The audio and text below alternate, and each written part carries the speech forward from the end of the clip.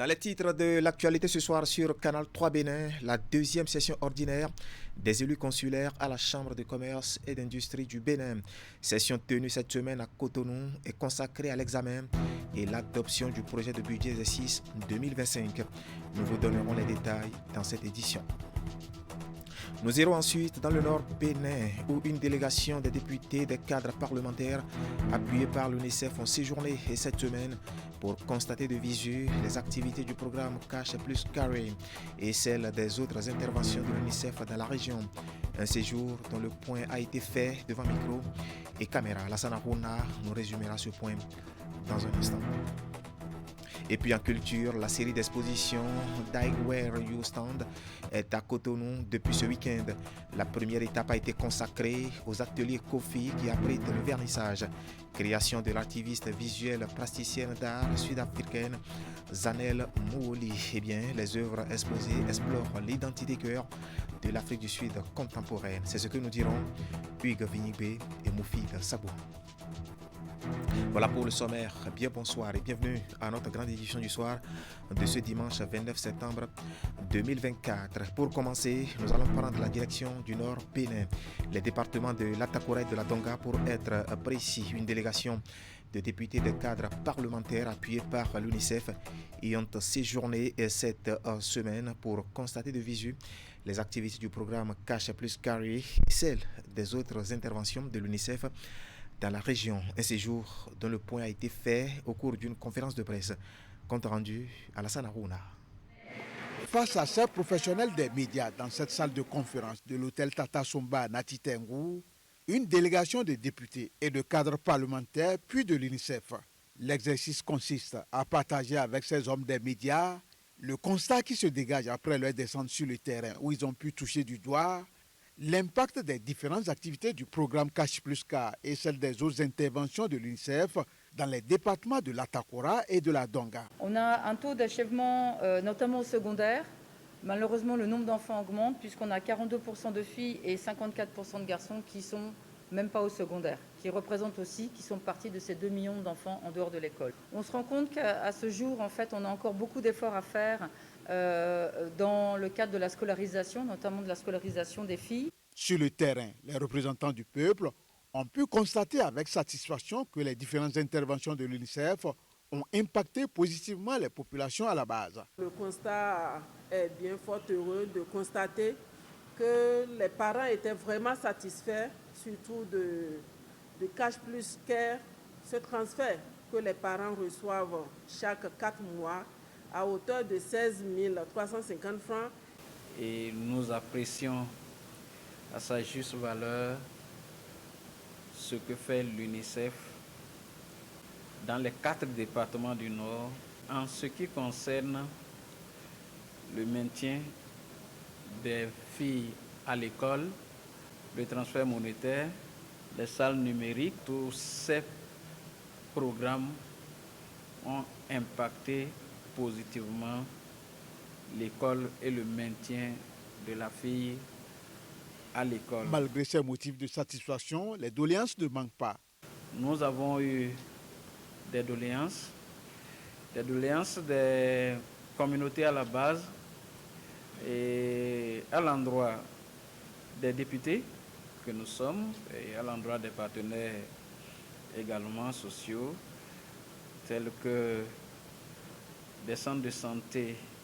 Nous avons eu plusieurs autres doléances et que dès que nous allons faire notre rapport au président de l'Assemblée nationale, à nos collègues, que nous prendrons en compte et lors de nos rencontres de travail budgétaire avec le gouvernement. Les propos des conférenciers sont loin de combler les attentes des journalistes qui vont tout de même relever quelques zones d'ombre relatives à la non prise en compte de certaines couches sociales dans les différentes interventions de l'UNICEF. Il s'agit notamment des enfants issus des communautés nomades et les enfants talibés. À toutes ces préoccupations, des réponses convaincantes ont été apportées par les députés ainsi que les cadres de l'UNICEF. Voilà un compte rendu signé à Lassana Rouna. Politique à présent et des réactions qui continuent de se succéder au sein de la classe politique nationale depuis la tentative de coup d'État manquée. La dernière en date est celle des députés de la 8e législature qui ont effectué une sortie médiatique en début de week-end à Cotonou, sortie au cours de laquelle ces derniers ont exprimé leur soutien au président de la République tout en réitérant leur engagement au maintien de l'état de droit au Bénin. Suivez ici un extrait de leur déclaration. Béninoises et Béninois, chers compatriotes, dans la nuit du lundi 23 au mardi 24 septembre 2024, l'efficacité de nos forces de défense et de sécurité, ainsi que la bienveillance de Dieu et des mânes de nos ancêtres ont permis à notre pays d'éviter ce qui aurait pu être la première atteinte à sa sûreté sous l'ère de la démocratie. En effet, selon la déclaration du procureur spécial Près-la-Criette, des individus se préparaient à remettre en cause l'ordre constitutionnel ce vendredi 27 septembre 2024. Une information que nous avons apprise avec stupeur, consternation et incompréhension. Notre pays a fait des pas dans le renforcement de ces institutions et l'instauration de l'état de droit sans cesse conforté par diverses élections et une alternance démocratique avérée au sommet de l'État.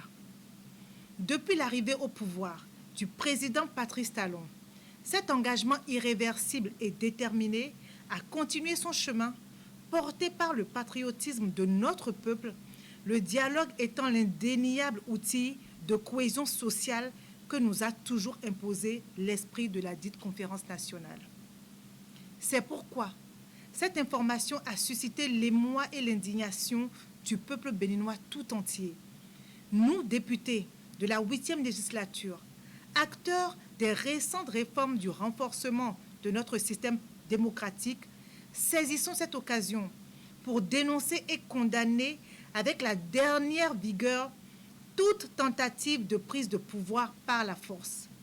Une démarche qui s'inscrit fermement dans la droite ligne de nos partis respectifs, à savoir l'Union progressiste Le Renouveau et le Bloc républicain, qui ont promptement réagi contre cette insoutenable tentative de déstabilisation.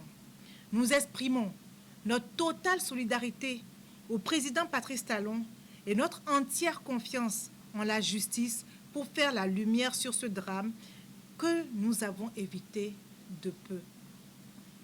Nous appelons les acteurs politiques, qu'ils soient de l'opposition ou de la mouvance, et tout le peuple béninois à un sursaut patriotique pour protéger et défendre ces institutions, dont la plus importante est la magistrature suprême incarnée par le président Patrice Talon, contre toute tentative ignoble et inopportune. Vive la démocratie, vive le Bénin. Merci. Voilà, c'était la déclaration des députés de la 8e législature qui soutenait justement les institutions constitutionnelles. Allons dans les locaux de la Chambre de commerce et d'industrie du Bénin où les élus consulaires ont eu un agenda assez chargé cette semaine. D'abord, ils ont été en session ordinaire, la deuxième de l'année en cours, session dont les travaux ont été consacrés à l'examen et l'adoption du rapport du budget d'exercice 2025. Regardez. C'est la deuxième et la dernière session ordinaire de cette mandature des élus consulaires de la Chambre du commerce et d'industrie du Bénin. Les réflexions s'articulent essentiellement autour du bilan des actions menées et les orientations en lien avec les enjeux et les défis de l'institution. Je voudrais nous remercier pour notre rigueur dans la tenue à bonne date de nos sessions conformément aux dispositions statutaires régissant la Chambre de commerce et d'industrie du Bénin. Mes remerciements vont également à l'endroit de notre ministre de tutelle qui n'a cessé d'être à nos côtés. Ce soutien sans faille a contribué à conférer à nos initiatives un impact significatif, non seulement pour le développement de la Chambre de commerce et d'industrie du Bénin, mais également pour l'épanouissement de la communauté des affaires dans notre pays. Le représentant du ministre du Commerce et d'Industrie du Bénin a salué les performances de ses élus consulaires, notamment sur le guichet unique de formalisation des entreprises identifiées grâce aux résultats de ces 3 dernières années. La Chambre de commerce et d'industrie du Bénin a su jouer un rôle crucial dans l'amélioration du climat des affaires, tout en se positionnant comme un interlocuteur stratégique pour le gouvernement. Cette session est également l'occasion pour chacun d'entre nous de mesurer les progrès accomplis depuis 2020. Je suis heureux de constater que la Chambre a su relever avec succès les défis liés à la compétitivité des entreprises, à la digitalisation des services, à la promotion du Made in Bénin, 3 piliers fondamentaux de notre stratégie de développement économique. La mandature actuelle de ces élus a débuté en 2020 et prendra fin l'année prochaine. Voilà un compte rendu signé Florence Bossa et Elvis Tonoucoin. Cette deuxième session ordinaire, justement, a été précédée quelques heures plus tôt d'une session extraordinaire, la première de l'année ici. Il s'est agi de l'étude des dossiers relatifs au bon fonctionnement de l'institution. Nous allons retrouver ici Florence Bossa et Elvis Tonoucoin pour le compte rendu. Commerce et d'industrie du Bénin sont en session extraordinaire. Ils échangent principalement sur la création d'une société détenue à 100% par la CCI Bénin pour générer les ressources supplémentaires tout en remplissant des fonctions des services aux entreprises. Au titre des fonctions support figure le fonds d'appui catalytique et de solidarité que nous devons doter d'un statut juridique pour être une société d'investissement. Cette société, détenue à 100% par la Chambre de commerce et d'industrie du Bénin, aura pour attribution de faire toutes les diligences nécessaires en amont pour capaciter les entreprises éligibles à un financement aux fins de permettre à la Caisse de dépôt et de consignation du Bénin d'être confortable pour jouer son rôle de fiduciaire. Le mandat de ces élus consulaires prend fin en 2025. Pendant cette mandature, les travaux se sont déroulés dans un esprit de co-construction selon le président de l'institution. À cette session extraordinaire, les élus consulaires ont saisi l'occasion pour prodiguer des conseils aux candidats à la prochaine mandature. Pour être élu consulaire, il faut d'abord savoir que c'est de l'engagement. On ne peut pas être élu consulaire si on n'est pas engagé à la cause de l'entrepreneuriat. C'est du bénévolat également, parce que nous sommes élus consulaires pour impacter, mener des actions dans la vision, dans les orientations données par le gouvernement pour impacter le secteur privé. Actuellement, les entreprises béninoises sont certifiées. Les produits locaux sont certifiés également. Nous n'avions pas cette culture de la certification de nos entreprises aux normes ISO. Ce qui a été effectif. J'avoue que l'initiative que le chef de l'État, son Excellence Patrice Talon, a pris pour faire des réformes au niveau de notre Chambre du commerce et de l'industrie du Bénin a donné plus d'éclaircissement, plus de visibilité à notre pays et à tous les opérateurs économiques que nous sommes. La mise en œuvre du patrimoine immobilier de la Chambre par la construction du centre d'affaires sur les domaines de l'institution est également l'un des sujets en débat à cette session.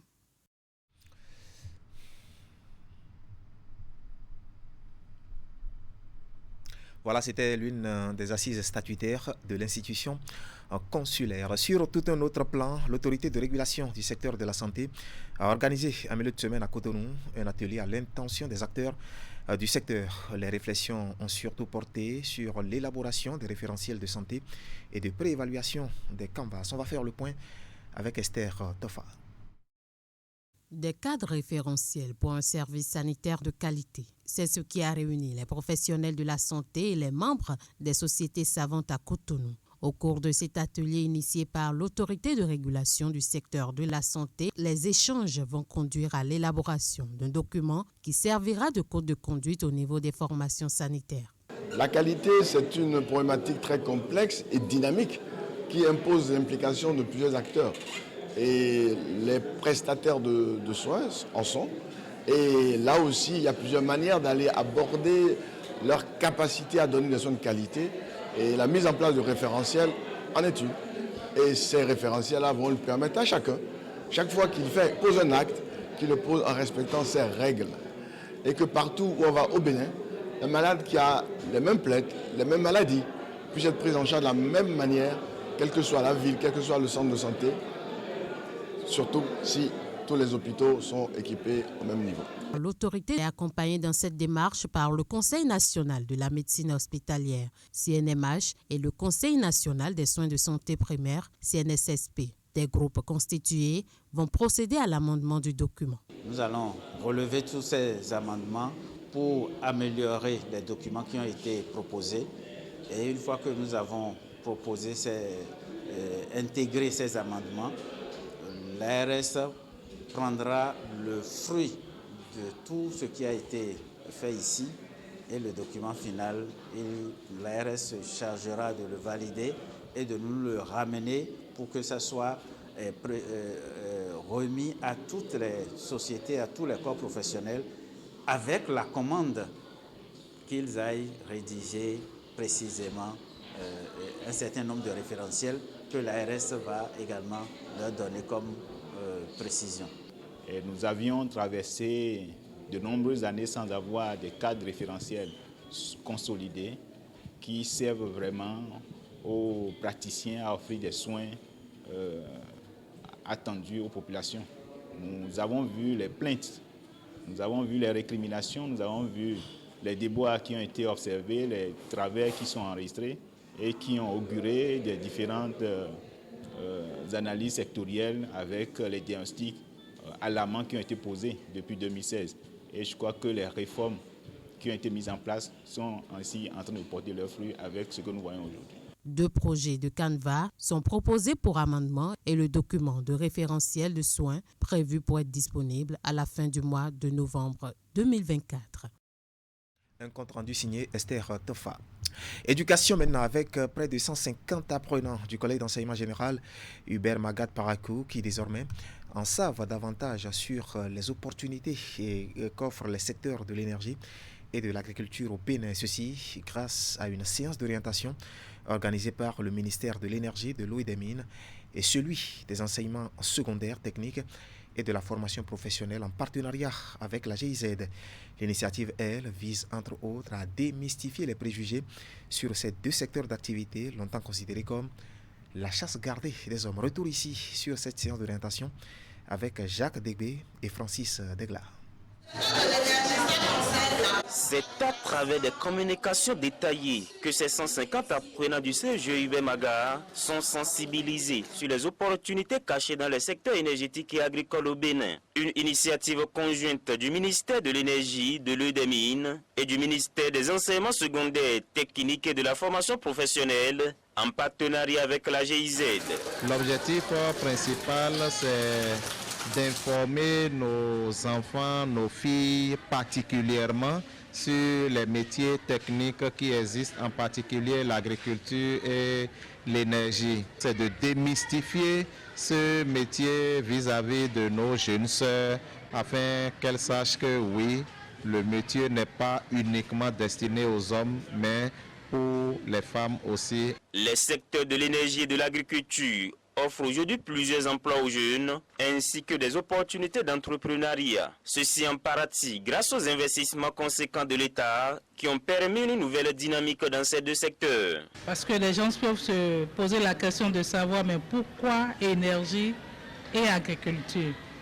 Nous comprenons aujourd'hui que pour moderniser l'agriculture et contribuer à un développement économique, il faut des équipements de haut de gamme qui utilisent de l'énergie et l'énergie sous toutes ses formes. Que les parents d'élèves aident et continuent d'appuyer leurs enfants pour qu'ils s'orientent vers les métiers techniques. Dans la stratégie nationale de l'éducation, l'enseignement technique est placé au sommet de l'enseignement pour qu'il y ait 70% désormais de formés dans les établissements techniques pour 30% des formés dans l'enseignement général. La cible, constituée des apprenants de toutes les classes, se réjouit de cette séance de sensibilisation. Ces élèves disent avoir tiré de grands enseignements et voient déjà leur avenir professionnel dans le secteur énergétique ou dans l'agriculture. On a compris que nous pouvons faire beaucoup de choses. Après cette séance de sensibilisation, je vais faire l'électricité et ingénieur en BTP. J'ai retenu beaucoup de choses comme comment on arrive à faire l'énergie et à quoi ça sert, et l'agriculture aussi, comment trouver des formations professionnelles, quoi. La séance de ce vendredi fait suite à celle organisée le jeudi 19 septembre au lycée Mathieu Bouquet de Parakou. Cap sera ensuite mis sur la partie méridionale du Bénin pour le même exercice. Voilà, une séance interactive surtout, vous l'avez compris. Dans le reste de l'actualité ce soir sur Canal 3 Bénin, des dons en nature pour Radio au Cotonou. C'est une initiative des autorités de la ville avec l'appui de l'ambassade de la Chine au Bénin. Et le geste vient surtout répondre aux sollicitations du média qui a manifesté un besoin en équipement technologique de dernière génération. Et la cérémonie de remise du lot de matériel s'est déroulée cette semaine au siège de l'organe. Compte rendu, Maël Bellou et Elvis Tourcoing. Voici le geste qui symbolise la dotation effectuée à l'endroit de Radio Cotonou. Un important lot de matériel constitué entre autres de tables de mixage, d'ordinateurs et de microphones a été remis par l'ambassadeur chinois au Bénin au maire de Cotonou. Celui-ci le transmet à son tour au directeur de la radio. Cette action n'est rien d'autre que l'expression des liens étroits d'amitié entre la Chine et la ville de Cotonou. Nous sommes en droit de nous poser la question de savoir quelles sont les origines et la signification de ce geste. Ma réponse est simple. C'est le résultat à voir la concrétisation d'une réelle politique d'amitié de la Chine envers notre pays, fondée sur l'humilité, le respect et l'amitié entre les peuples. L'acte posé ce matin par l'ambassadeur de Chine au Bénin ne sera d'ailleurs pas le dernier. Le diplomate chinois trouve en cette marque d'attention une occasion idéale pour féliciter et encourager le mérite d'un travail bien fait au quotidien. Je suis venu ici d'abord en tant qu'un habitant de Cotonou, un habitant étranger qui doit aussi apporter aussi sa contribution pour le développement de ce pays. Pendant mon séjour ici, j'ai bien constaté ce changement. C'est un changement historique, un changement magnifique qui mérite des appréciations et aussi qui demande aussi l'accompagnement et le soutien venant du monde. C'est donc une bouffée d'oxygène qui vient redonner un nouveau souffle à Radio Cotonou. Par la voix de son directeur, le média promet de faire un usage efficient du matériel reçu.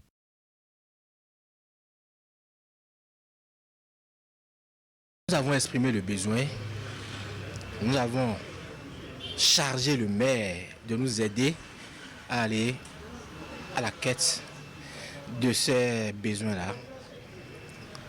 Dieu merci, aujourd'hui nous avons devant nous la preuve que des gens nous écoutent, des gens commencent à nous faire confiance et veulent nous voir faire davantage. Au rang des invités présents à cette cérémonie, de fidèles auditeurs de la radio qui se réjouissent du geste. Par moment, on constate qu'il y a des déficits.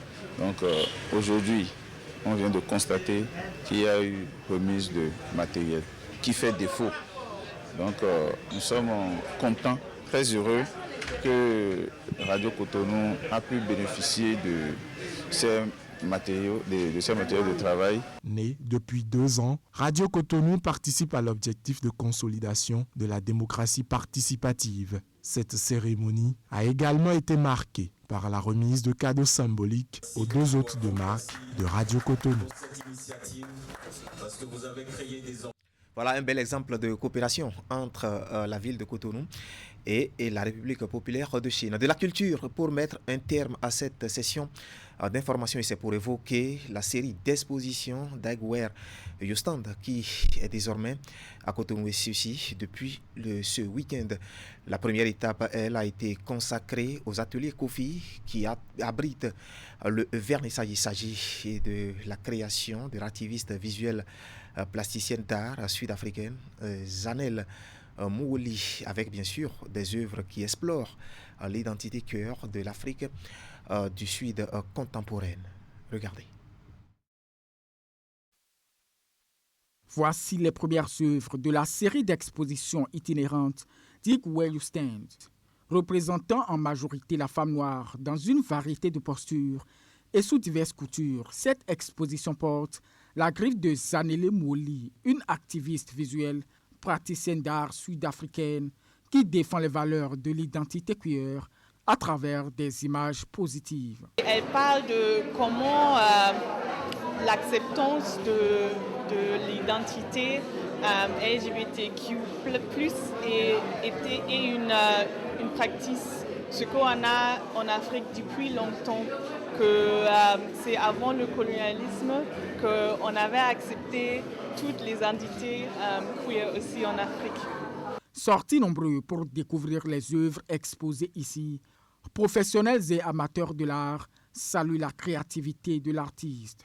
Mais c'est tout simplement formidable de voir que les gens peuvent exprimer, comme on appelle, leurs sentiments à travers les couleurs sur un tableau. Pour moi, c'est tout simplement formidable. Là, j'ai vu beaucoup de tableaux qui expriment beaucoup de valeurs africaines et tout. Et franchement, je suis beaucoup plus impressionné par ce tableau qui dit beaucoup. J'avoue que c'est très émouvant, c'est très beau, c'est vivant, ça parle beaucoup. Et franchement, en tant que femme, je suis très émue. Je suis fière de ce que je vois en fait. Je suis peintre aussi, je suis chanteuse reggae. Et quand je vois l'œuvre des autres comme ça qui me touche, franchement, vous comprenez que ça inspire aussi beaucoup. Et en même temps, ça donne le courage de foncer.